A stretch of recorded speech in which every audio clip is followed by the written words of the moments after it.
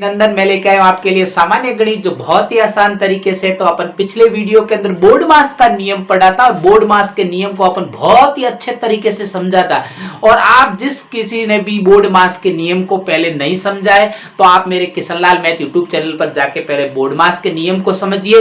आज मैं आपके सामने एक नया टॉपिक लेके आया हूं, सरलीकरण। क्या लेके आया हूं? सरलीकरण। तो अपन सरलीकरण के अंदर जितने भी प्रश्न बनते हैं अपन बिल्कुल निम्न स्तर से उच्च स्तर की तरफ बढ़ेंगे। बहुत ही आसान तरीके से मैं समझाऊंगा। तो सरलीकरण करने से पहले आपको सबसे पहले बोर्ड मास का नियम आने चाहिए। किसका नियम आना चाहिए? आपको सबसे पहले बोर्ड मास, आपको किसका नियम आना चाहिए? बोर्ड मास का नियम आना चाहिए। तो जो बोर्ड मास का नियम है वो मैंने आपको कल पढ़ाया था, बहुत ही अच्छी तरीके से पढ़ाया था।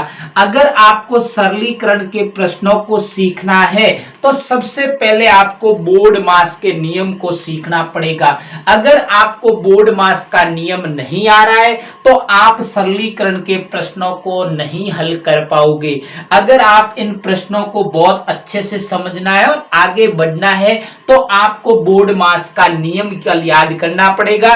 तो आपको मैं थोड़ा सा वापस समझा देता हूं कि मैंने कल समझाया था आपको कि बी का मतलब ब्रैकेट होता है, मतलब कि कोष्टक।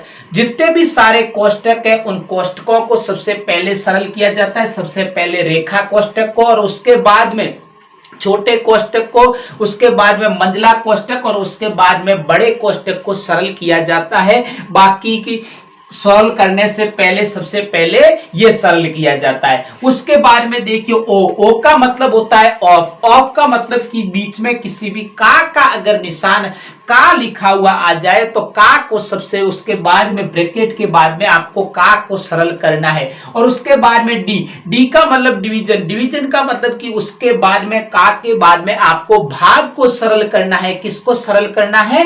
भाग को। उसके बाद एम का मतलब होता है मल्टीप्लाई, मतलब कि भाग के बाद में आपको गुणा करना है। और गुणा के बाद में ए का मतलब एडिशन। एडिशन का मतलब होता है कि जोड़ करनी है आपको। और उसके बाद में एस का मतलब सबट्रैक्शन, मतलब कि आपको घटाव करना है। कौन सा करना है? घटा। तो आप अगर बोर्ड मास का नियम अच्छे से समझना है तो मेरे किशनलाल मैथ यूट्यूब चैनल पर जाके मैंने वहां पे बहुत अच्छा समझाया, तो वहां जाके समझ लें।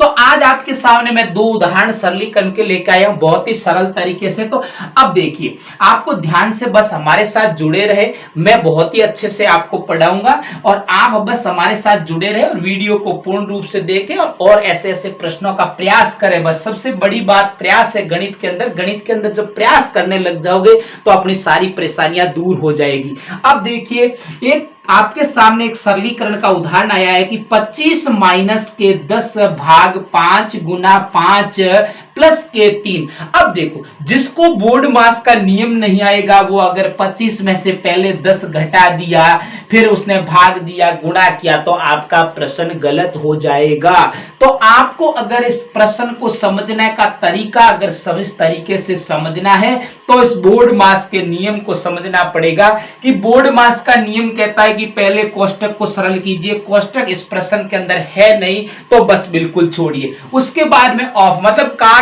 का भी इस प्रश्न के अंदर नहीं है। उसके बाद में कहता है कि डिवीजन, मतलब कि भाग, तो भाग इसके अंदर है, बिल्कुल है।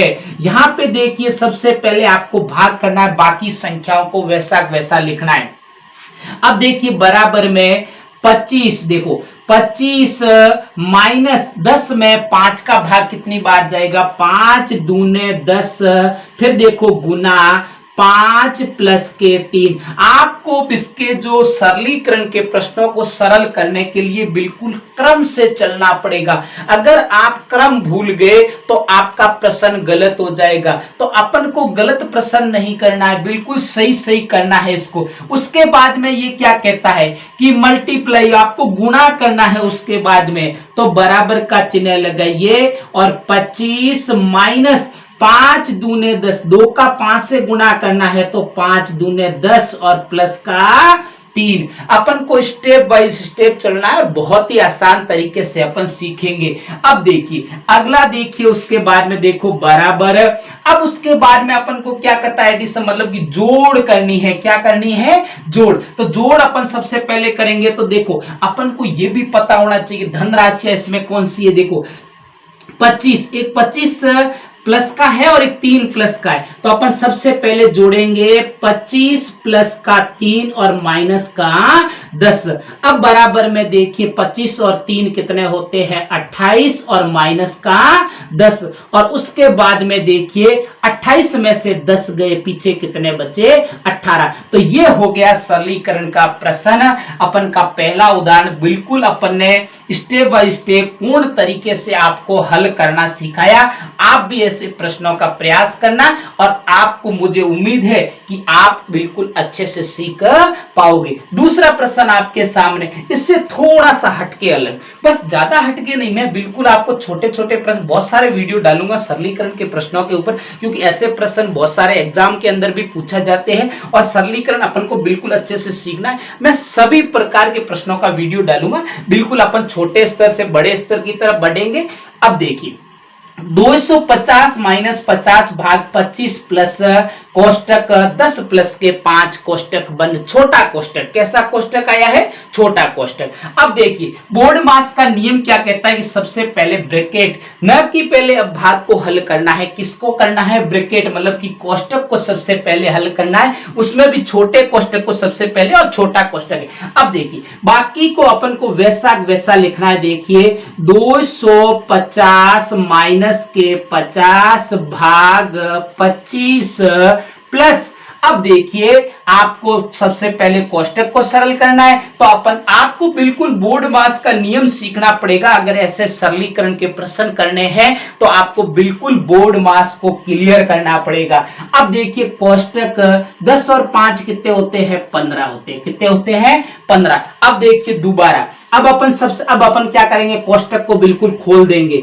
250, मैं बिल्कुल आपको डायरेक्ट नहीं करवाऊंगा, कुछ क्या करते हैं कि डायरेक्ट जैसे तैसे एक साथ में करवा देते, उत्तर तो सही आ जाता है, लेकिन जो कमजोर विद्यार्थी है उनको समझ में नहीं आता है। तो मैं सभी को एक साथ लेके चलूंगा, कमजोर को भी और होशियार को भी, सभी को अपन एक साथ लेके चलेंगे।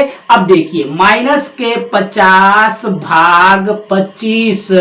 अब देखो संक्रियाओं का आपको गुणा करना आना चाहिए। मैं देखो प्लस गुना प्लस करने पर आपका प्लस आएगा, उसके बाद में माइनस गुना माइनस करने पर प्लस आएगा, और प्लस गुना माइनस करने पर माइनस आएगा, और माइनस गुना प्लस करने पर माइनस आएगा। ये आपको संक्रियाओं का गुणा करना आना चाहिए। ये अगर आपने नहीं सीखा है तो अभी यहां से सीख लेना और कहीं पे लिख लेना और ये पहले याद करना, क्योंकि अगर यह नहीं आएगा संक्रियाओं का गुणा करना तो अभी आप प्रश्न को सरल नहीं कर पाओगे। तो अब देखिए अपना यहाँ पे क्या देखो कोष्टक है, इसका मतलब यह गुणा का चिन्ह है। किसका चिन्ह है? जब भी ऐसी स्थिति आ जाए तो इन कोष्टक को हटाने के लिए बाहर की जो संख्या और अंदर की संख्या का हमेशा गुणा होगा। बाहर प्लस है और अंदर भी प्लस है। देखो प्लस और प्लस को गुणा करने पर क्या आया? प्लस। तो ये देखो प्लस और 15 का 15। अब आपको क्या करना है? अब आपको दूसरे नंबर पे ऑफ, मतलब का कोई दिख रहा है? का है नहीं। तीसरे नंबर पे डिवीजन मतलब भाग, अपन का भाग देखो है यहाँ पे। देखिए यहाँ पे भाग सबसे पहले ये सरल करेंगे। तो देखो 250 माइनस 50 में 25 का भाग कितनी बार जाएगा भाई? 25 दूने 50, मतलब कि 2 बार भाग जाएगा। 2 और प्लस के 15, प्लस के 15। अब देखिए बराबर में अपन को क्या करना है? सबसे उसके बाद में अपन को क्या करना है? जोड़ करनी है। जोड़ करना है। उसके बाद में तो गुणा तो है नहीं, गुणा इसके अंदर होता तो सबसे पहले गुणा करते, गुणा तो है नहीं, तो आपको उसके बाद में अपन को क्या करनी है? जोड़। तो देखो जोड़ने वाली एक तो 250 जोड़ का है और एक 15 जोड़ का है, तो प्लस के 15 और माइनस के 2। अब देखिए बराबर, ये मैंने ऐसे उलट पुलट क्यों कर दिया? कोई फर्क नहीं पड़ेगा, क्योंकि धन वाली जो संख्याएं थी वो अलग कर दी, इधर के एक साइड कर दी, और ऋणात्मक वाली संख्या एक तरफ कर दी। अब 250 और 15 कितने होते हैं? 230 265 माइनस के 2 और उसके बाद में आप देखिए 265 में से 2 को घटाओगे तो बचेगा 263। तो ये आपका आंसर आ गया है बहुत ही आसान तरीके से। तो आप भी ऐसे प्रश्नों के मुझे उम्मीद है कि आप प्रयास करोगे और सीखने की कोशिश करोगे। और अगर मेरे पढ़ाने का तरीका आपको अगर अच्छा लगे तो मेरे चैनल को सब्सक्राइब करना और आगे अपने प्यारे प्यारे दोस्तों को भी शेयर करते रहना, जिसे पता चले कि बहुत ही आसान तरीके से गणित कैसे पढ़ाई जाती है और कैसे सीखी जाती है। तब तक